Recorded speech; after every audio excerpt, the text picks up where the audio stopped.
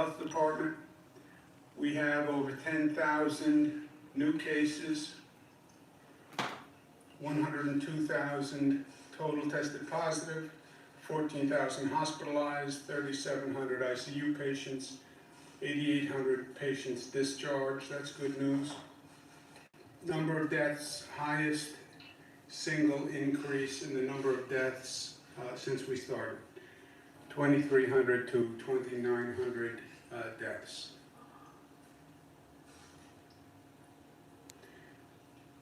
You see the totality for New York State, 102,000. New Jersey, California. Remember when this started, New York had airports that were designated entry zones. This is an international destination, international hub. We have people coming from across the world sooner and at a higher rate than anyone else. Total hospitalization, 1,400. That's also a new high. Daily ICU admissions is down a little bit, but you had more deaths, you have more people coming into hospitals than any other night. Also more people going out, which is obviously the ebb and the flow that's coming in and out of the hospital system. The hot spots, we now track on a nightly basis how many people go into what facility, so we can track the increase in what's happening.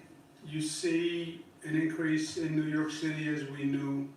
Certain communities, frankly, more in New York City than other communities. But you also see an increase on Long Island, which is something we're concerned about. Long Island does not have as elaborate a healthcare system as New York City. We don't have the same amount of resources on Long Island, and we see an increase in the number of cases on Long Island, and that has us very concerned.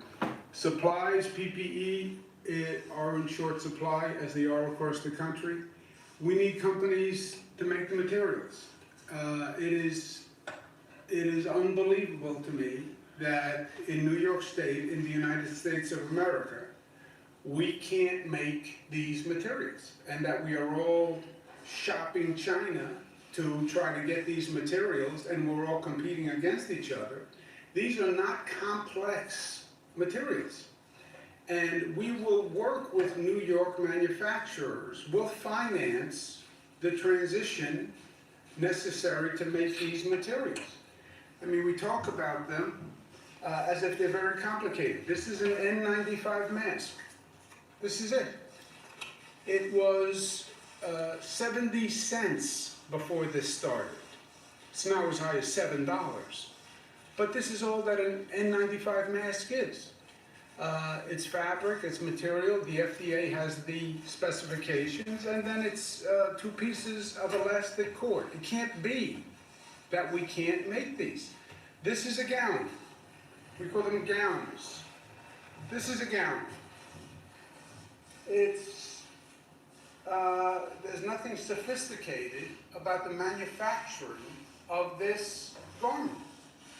Not that they're wearing the garment. There's nothing sophisticated about the material.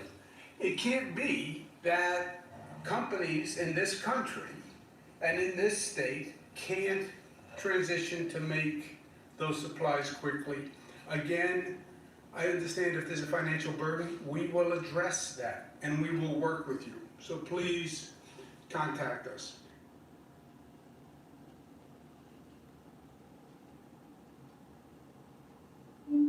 The toll of this global horror only gets harder to capture, but here's a fact that graphically spells out the ruthless speed of this pandemic and its devastation.